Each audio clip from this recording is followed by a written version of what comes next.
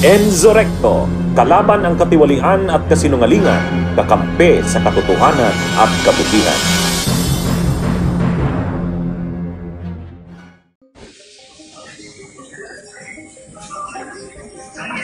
Mga kabunyog, mga kababayan, itong si Alan Peter Cayetano, kahit yung kanyang kapatid na si Lino Cayetano, hindi na masikmura ang kanyang mga pinagsasabi at pinagagawa.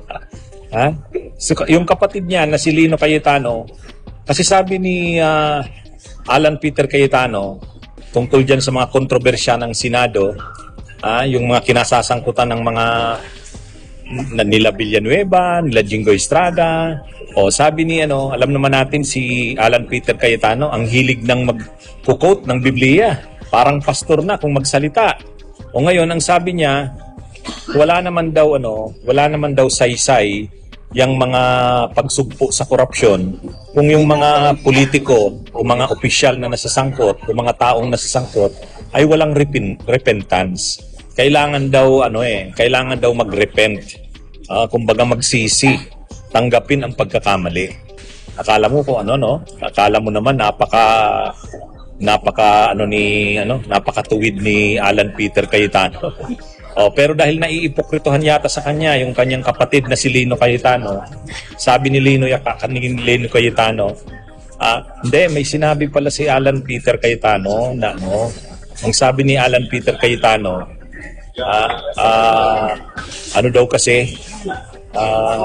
kailangan daw kung susumpuin natin ang korupsyon, lahat daw dapat magbago. Kasi lahat daw involved Kahit daw ang mga tao pumapayag na bilhin ng kanilang boto, yung mga politiko naman bumibili ng boto. Kaya lahat daw dapat magbago. Kasi sa atin daw, sabi ni Alan Peter Cayetano, kahit ang mga tao may kontribusyon kung bakit ganito tayo. Actually, tama naman si Alan Peter Cayetano. Kaya lang, yun lang, naiipokritohan sa kanya ang kapatid ng si Lino. Kumbaga, binara ni Lino Cayetano ang kapatid niya. Ganun din ang sabi ni Lacson. Sabi ni Lacson, hindi sapat ang repentance. Hindi sapat ang repentance, kailangan may maparusahan, kailangan may managot. Ayan. Yan mga kabunyog narinig at napanood po natin ang naging paliwanag ni Attorney Enzo Recto tungkol sa mainit na isyong ito. Malinaw na marami siyang ibinahaging puntos na dapat nating pag-isipan at suriin bilang mga mamamayan.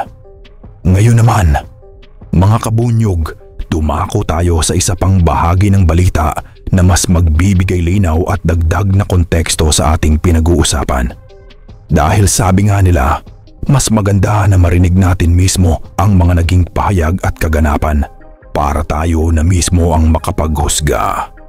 Kaya heto mga kabunyog, panoorin po natin itong balita para mas maunawaan at mas maintindihan natin ang kabuuan ng usapin. Sinupalpal ni dating Taguig City Mayor Lino Cayetano ang naging pahayag ng kanyang kapatid na si Senator Alan Peter Cayetano. Ayon kasi sa senador, guilty ang lahat sa vote buying, pandaraya, pagnanakaw at pagsisinungaling. Ang importante raw ay yung repentance o pagsisisi para sa kanyang kapatid. These are the kinds of statements from traditional politicians that spark anger. Hindi anya solusyon ang pagrepent lamang. Kailangan daw ng bagong set ng mga leader sa bansa. Para umano sa mga magsisisi, dapat daw may confession at reforma. Giit ni Lino Cayetano, hindi dapat i-normalize ang korupsyon. Yan mga kabunyog, narinig po natin ang mainit na balita hinggil sa isyong ito. Ngayon naman, pakinggan natin ang naging pahayag ni Senator Alan Peter Cayetano. At ang dahilan kung bakit matindi ang naging reaksyon ng kanyang kapatid na si Lino Cayetano. So guys, as we are thankful for the Lord for this Sunday, pangalawa, we're thankful for family and friends. Lalo po sa Pilipinas kasi extended talaga yung pamilya natin, di ba? Yung talagang kadugo, and then yung ka-spirit, and then of course, yung mga kaibigan na talagang pamilya na sa atin. Hindi po ganyan sa lahat ng bansa. Yung bayanihan at pagtutulungan sa atin, yung talagang love others as God loves you.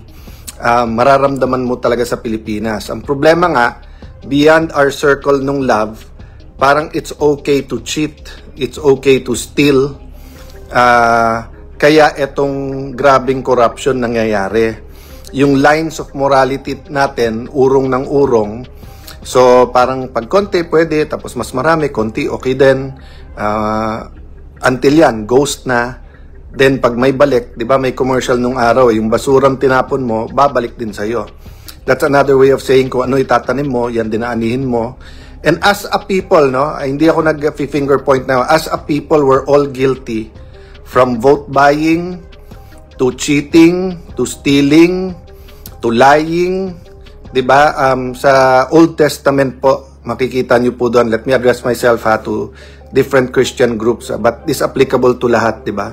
Importante repentance. Wala po talagang pagbabago pag walang repentance. And pag mag-repent ka, pwede ka mag-repent para sa buong grupo, for the whole nation. Walang mawawala po, walang masama. In fact, mabuti pag ang leaders natin ay humingi ng pasensya at nagsabing, nagkamali kami, Lord. We've done evil. Forgive us at may change. Diba? Walang conflict yun po sa habulin. Kung sino po yung mga most guilty, middle guilty, least guilty. Kaya yung punishment po, nandyan yan para hindi ulitin at gawin nung iba. Diba? Mga kabunyog kamak, kung susuriin natin mabuti, malinaw na may malaking problema sa pahayag ni Senator Peter Cayetano. Para bang sinasabi niya na lahat ng Pilipino ay likas ng magnanakaw, mandaraya, bumibili ng boto at nagsisinungaling. Pero teka, tama ba yon? Para bang gusto niyang gawing normal ang mali at pagkatapos, sasabihin lang na sapat na ang repentance o pagsisisi? Mga kabunyog, hindi ba't yan ang matagal nang ginagamit na depensa ng mga tradisyonal na politiko para makaligtas sa pananagutan? Puro sorry, puro repent, pero tuloy-tuloy pa rin ang mali. Hindi pwedeng gawing default ang kasalanan at gawing solusyon lang ang paghingi ng tawad. Ang tanong, nasaan ang hustisya? Nasaan ang konkretong aksyon para maalis ang sistemang matagal nang sumisira sa ating bansa? Dahil kung ang mga leader mismo ay magtatakip at gagawing normal ang mali, paano pa aasenso ang mga Pilipino? Ang nakikita ko dito, mga kabunyog, tila isa na namang pagtatanggol ng kapatid sa kapatid o pamilya sa pamilya. Imbes na pamilya ng bayan ang unahin. Kaya tama lang ang naging reaksyon ni Lino Cayetano na sumalungat mismo sa kapatid niya. Kasi kung hindi niya ito tututulan, lalabas na pareho na rin silang may pananaw na walang saysay ang katapatan at integridad. Ang katotohanan, mga kabunyog, hindi lahat magnanakaw, hindi lahat mandaraya, at hindi lahat sinungaling. At mas lalong hindi dapat gawing excuse na sapat na ang repentance para hugasan ang kasalanan. Kaya dapat, mga kabunyog, tayo mismo ang hindi pumapayag na gawing biro ang kasalanan at gawing palusot ang repentance. Dahil ang tunay na pagbabago, hindi sa salita lang, kundi sa gawa. Sige mga kabunyog, hanggang dito na lang po ang aking topic. Mabuhay po tayo, mga kabunyog. Bunyog, bunyog, halikan na kasama ka. Bunyog, kapag buklod ay may pag-asa. Luzon, Visayas, Mindanao, isa ang pananaw. Sa bagong Pilipinas ang bunyog isisigaw. Bunyog.